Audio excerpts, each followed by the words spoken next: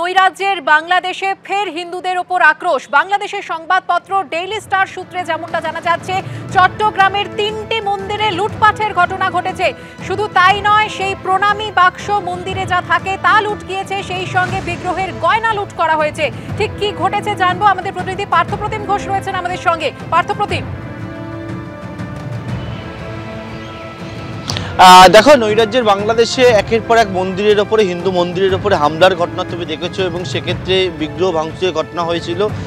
এবারে কিন্তু যেমনটা জানা যাচ্ছে, গতকালকের ঘটনা, গতকাল ভোর রাত্রে গোটা বিষয়টা মন্দির কর্তৃপক্ষের নজরে আসেনি। চট্টগ্রামে তিনটি মন্দির রয়েছে, সেই মন্দিরে যখন আসেন যারা সেবায়েত পূজারীরা, এসে দেখতে পান যে মন্দিরের মধ্যে মন্দিরের গেট ভাঙা রয়েছে, এমনকি যেখানে প্রণামীর বাক্স, সেই প্রণামীর বাক্স থেকে লুট হয়েছে এবং পাশাপাশি কিন্তু বিগ্রহের মূর্তি থেকে যে সোনা দানা, সেই সব কিছু কিন্তু লুট হয়েছে। এবং এরপরেই কিন্তু তারা, এটা চট্টগ্রামের ঘটনা এবং তিনটি মন্দিরে এরকম লুটের ঘটনা ঘটেছে, হিন্দু মন্দিরে লুটের ঘটনা ঘটেছে এবং মন্দিরের মধ্যে সিসি ক্যামেরা নেই। এবং যদিও পুলিশের কাছে অভিযোগ দায়ের হয়েছে এবং পুলিশ গতকালকে আসে এবং সেখানে এসে কিন্তু তারা গোটা বিষয়টা দেখেন। পুলিশের তরফ থেকে গোটা যে বিষয় বলা হয়েছে, যে তারা যে অভিযোগ পেয়েছে, সেই অভিযোগের পরিপ্রেক্ষিতে আশেপাশে কোনো সিসি ক্যামেরা রয়েছে কিনা সেই বিষয়ে তারা দেখার কাজ শুরু করে। তবে এখনও পর্যন্ত এই ঘটনায় কাউকে গ্রেপ্তার করা হয়নি তেমনটা জানতে পারছি।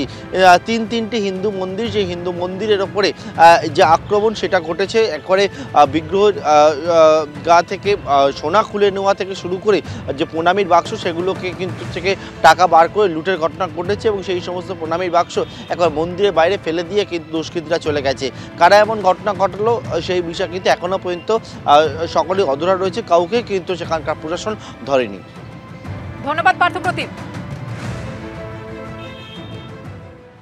অন্যদিকে আপনারা জানেন, পাসপোর্ট জালিয়াতি চক্রের পর্দাফাঁস হয়েছে। মুহুরী পরিচয়ে জালিয়াতি করতেন সমীর দাস, তাকে গ্রেফতার করা হয়েছে। আর এবার বারাসাত থেকে এই জাল নথি কাণ্ডে আরও দুজনকে গ্রেফতার করেছে পুলিশ। যাকে জানা যাচ্ছে যে সমীর দাসের 2 সহযোগী, যাদেরকে পুলিশ গ্রেফতার করেছে, এবং আরও এক সহযোগী পলাতক, এমনটাই জানা যাচ্ছে। মুহুরী পরিচয়কৃত সমীর দাসের আরও 2 সহযোগীকে বারাসাত থেকে গ্রেফতার করল পুলিশ। সমীর দাসের আরও এক সঙ্গী পলাতক।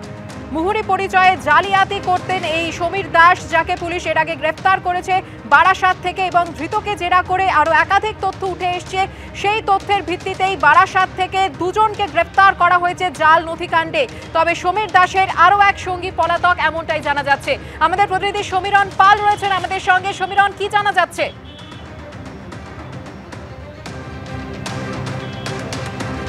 দেখো, যেটা জানা যাচ্ছে যে সমীর দাস তার ঘনিষ্ঠ সহযোগী দুজনকে গ্রেপ্তার করেছে পুলিশ। বারাসাত থানার পুলিশ গতকাল রাতে একজনকে বারাসাত থেকে, একজনকে অন্য জায়গা থেকে গ্রেপ্তার করা হয়েছে। এরা সমস্ত নথি তৈরি করতে, এমনটা প্রাথমিকভাবে জানা গেছে। এই দুজনকে আজকে বারাসাত আদালতে পেশ করা হবে এবং আদালতের কাছে নিজেদের হেফাজতের চেয়ে আবেদন জানাবে পুলিশ।